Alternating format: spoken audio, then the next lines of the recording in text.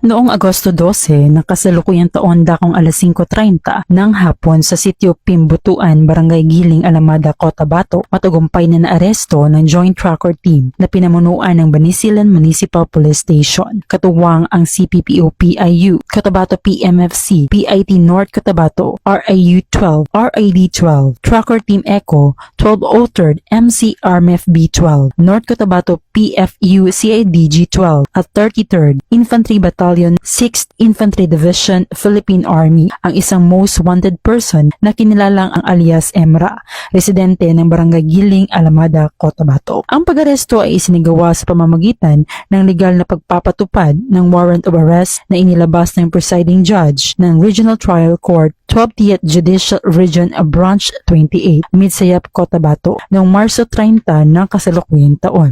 Kaugnay ng criminal case number 26-099 dahil sa paglabag sa Section 3 ng Republic Act number 9561. Nakasaad sa warrant na walang inirekomendang piyansa para sa nasabing kaso. Matapos ang matagumpay na operasyon, isinailalim ang naarestong suspect sa kustodiya ng otoridad at kasalukuyang sumasailalim sa kaukulang booking procedure habang hinihintay ang kanyang commitment sa korte na naglabas ng warrant para sa nararapat na proseso ng batas. Ang operasyon ay naging matagumpay at naisagawa ng walang naiulat na insidente o kaguluhan. Ipinapakita nito ang mahusay na koordinasyon at pagtutulungan ng iba't ibang law enforcement at military units sa pagtugis at pag-aresto sa mga wanted person. Dito sa Cotabato Police Provincial Office, ako po si Police Corporal Bernadette Himalaya Camino, nag-uulat mula sa Police News Network. Bagong PNP para sa bagong Pilipinas, serbisyong mabilis, tapat at nararamdaman.